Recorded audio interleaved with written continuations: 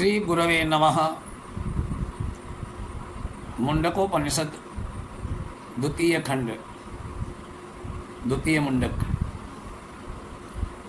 आविः सन्निहितं गुहाचरम नाम महत्पदमत्रैतत्समर्पितम् एजत् प्राणन्निमिषच्च यदेतज्जानथ सदसद्वरेण्यं परम विज्ञानाद्यविष्ठं प्रजानाम्।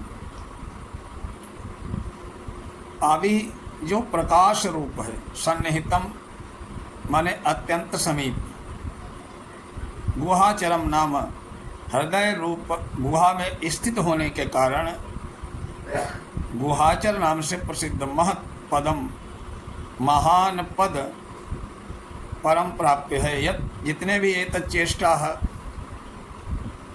करने वाले, श्वास लेने वाले, आँखें खोलने वाले, मूंदने वाले प्राणी हैं, एतत् वे सबके सब इसी में समर्पित हैं। एतत् इस परमेश्वर को तुम लोग जानत जानो, जो सत्य और असत है। वरेण्यम सबके द्वारा करने योग्य, वरिष्ठम माने अत्यंत श्रेष्ठ, प्रजानाम समस्त प्राणियों को बुद्धि से परे अर्थात जानने में न आने वाला है। एदर्चि मध्य दणुभयो स्पृणु च यस्मिन् लोका निहिता लोकिनश्च तदेतक्षरं ब्रह्म सप्राणस्तदु वाङ्मनः तदेतत् सत्यं तदमृतं तद्वेदव्यम सौम्य विद्धि। जो पर ब्रह्म परमेश्वर अतिशय स्वरूप देवीप्यमान प्रकाश रूप है, जो सूक्ष्म से भी अति सूक्ष्म है, जिसमें समस्त लोक और उन लोकों में रहने वाले प्राणी स्थित हैं, अर्थात ये सब के सब जिनमें आश्रित हैं, वे ही परम अक्षर ब्रह्म हैं, वे ही सबके जीवन दाता हैं। अर्थात सब इनके ही आश्रित हैं, वे ही परम अक्षर ब्रह्म हैं, वे ही सबके जीवन दाता प्राण हैं, वे ही सबकी वाणी हैं, अर्थात मन अर्थात समस्त जगत के इंद्रिय और अंतःकरण में प्रकट हैं। वे ही परम सत्य अमृत अविनाशी तत्व हैं। प्रिय सौनक, अंगिरा कहते हैं कि उस वेधने योग्य लक्ष्य को तू वेद अर्थात आगे बताए गए जाने वाले प्रकार से साधन करने के लिए तन्मय हो जाओ। धनुर्गृहीत तो उपनिषदम महास्त्रम स्वरम उपासा निशतम वसंदधीत आयम में तद्भावगतेन चेतसा लक्ष्यम तदेवाक्षरम सौम्य विद्धि। जिस प्रकार किसी बाण को लक्ष्य छोड़ने से पहले उसकी नोक को शान पर धार कर तेज किया जाता है, उस पर चढ़े हुए मोर्चे आदि को दूर करके उसे उज्ज्वल और चमकीला बनाया जाता है, उसी प्रकार आत्मा रूपी बाण को उपासना द्वारा निर्मल और शुद्ध बनाकर उसको प्रणव रूप धनुष पर भली भांति चढ़ाना चाहिए। अर्थात आत्मा को प्रणव के उच्चारण, उसके अर्थ रूप परमात्मा के चिंतन में सम्यक प्रकार से लगाना चाहिए। उसके अनंतर जैसे धनुष को पूरी शक्ति से खींचकर बाण को लक्ष्य की ओर छोड़ा जाता है ताकि वो पूरी तरह लक्ष्य को भेद सके, उसी प्रकार यहाँ भावपूर्ण चित्त से ओंकार का अधिक से अधिक लंबा उच्चारण, उसके अर्थ का प्रगाढ़ और सुदीर्घ काल तक चिंतन करने के लिए कहा गया है, जिससे आत्मा निश्चित रूप से अविनाशी परमात्मा के प्रवेश कर जाए, उसमें तन्मय होकर अविचल स्थिति प्राप्त कर ले।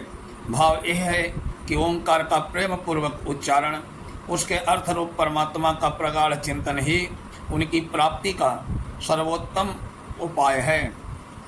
प्रणवो धनु सरोहात्मा ब्रह्म तल्लक्ष्य मुच्यते अप्रमत्तेन वेधव्यम सर्वतन्मयो भवेत्। उस बतलाए हुए रूपक में परमेश्वर का वाचक प्रणव ओंकार ही मानो धनुष है, यही जीवात्मा ही बाण है, परब्रह्म परमेश्वर ही उसका लक्ष्य है। तत्परता से उसकी उपासना करने वाला प्रमाद रहित साधक द्वारा ही वो लक्ष्य वेदा जा सकता है। इसलिए हे सौम्य, तुझे पूर्वोक्त रूप से लक्ष्य को वेद कर बाण की ही भांति उसमें तन्मय हो जाना चाहिए। यस्मिन् देव पृथ्वी चांतरिक्षः मोतम मनः सा प्राणैश्च सर्वै तमेवैकं जानथ आत्मानमन्या वाचो विमुंचथा मृतस्यैव सेतुः। जिन परब्रह्म परमात्मा ने स्वर्ग पृथ्वी उनके बीच का संपूर्ण आकाश समस्त प्राण इंद्रियों सहित मन बुद्धि अंतःकरण सब के सब ओतप्रोत हैं, उन्हीं एक परमात्मा परमेश्वर को तुम पूर्वोक्त उपाय के द्वारा जानो दूसरी बात, सब बातों को, ग्राम्य चर्चा को छोड़ दो। वे सब तुम्हारे साधन में विघ्न हैं, अतः उनसे सर्वथा विरक्त होकर साधन में तत्पर हो जाओ। यही अमृत का सेतु है, अर्थात संसार समुद्र से पार होकर अमृत स्वरूप परमात्मा को प्राप्त करने के लिए पुल के सदृश है।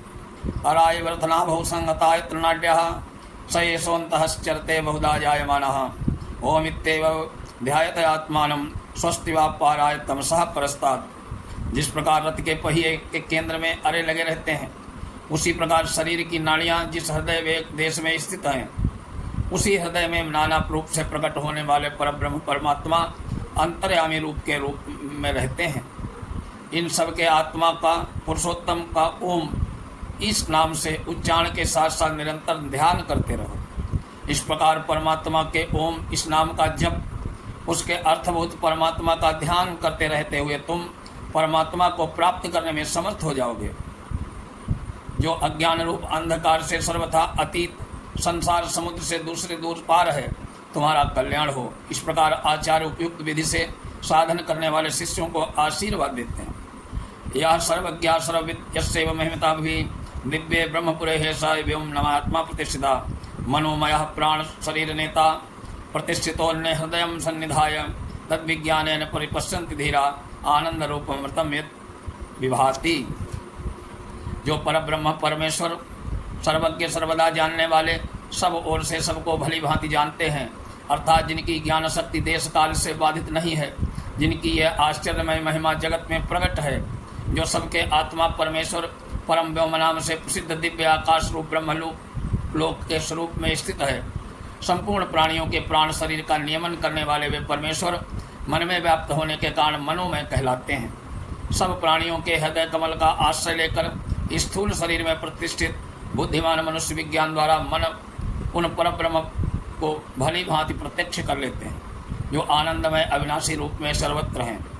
विद्यते हृदय ग्रंथि छिद्यते सर्व संस्था क्षीयन्ते चास्य कर्माणि तस्मिन् दृष्टे परावरे। तस्मिन् परावरे कार्य कारण स्वरूप उन परमात्मा पुरुषोत्तम को तत्व से जान लेने पर इस जीवात्मा की हृदय की गांठ खुल जाती है, संपूर्ण संशय छिन्न कट जाते हैं, कर्माणि समस्त शुभाशुभ कर्म क्षीण नष्ट हो जाते हैं। हिरण्यमय परे कोशे वर्जम ब्रह्म निष्फलम तत्शुभम ज्योतिषा ज्योतिस्तदात्विदो विदुः तदोह विरज निर्मल अवयव रहित परब्रह्म प्रकाशमय परम कोश में परम धाम में विराजमान है। और सर्वथा विशुद्ध समस्त ज्योतियों की भी ज्योति है, ये जिसको आत्मज्ञानी बिंदु नाम से जानते हैं। न तत्व सूर्यो भाति न चंद्र तारकम नेमा विद्युतो भांति कुतोयम अग्नि तमेव भांतमनुभाति सर्वम तस्य भाषा सर्वमिदं भाति। न ततो सूर्य भाति, ना वहाँ सूर्य प्रकाशित होता है, न तारागण ही, न इनमें विद्युत बिजलियाँ वहाँ चमकती हैं। अयम अग्नि कुतः, फिर ये अग्नि इसके लिए तो कहना ही क्या। तम भांतम एवं, उस प्रकाशित होने वाले पर ही सर्वम उसके पीछे प्रकाश से प्रकाशित होते हैं, उसी से भाषा प्रकाश में ये संपूर्ण जगत प्रकाशित होता है। ब्रह्म वेदमृतम पुरस्तात् ब्रह्म पश्चात ब्रह्म दक्षिणश्चोत्तरेण अधश्चोर्ध्वं च पुरुषोत्तम ब्रह्म वेदम विश्वविदम वरिष्ठम। इस मंत्र में परमात्मा की सर्वव्यापकता सर्वस्वरूपकता का प्रतिपादन किया गया है। सारांश है कि अमृत स्वरूप ब्रह्म परमात्मा ही आगे पीछे दाएं बाएं बाहर भीतर ऊपर नीचे सर्वत्र फैले हुए हैं। इस ब्रह्म विश्व ब्रह्मांड के रूप में सर्वत्र ब्रह्म ही प्रत्यक्ष दिखाई देते हैं।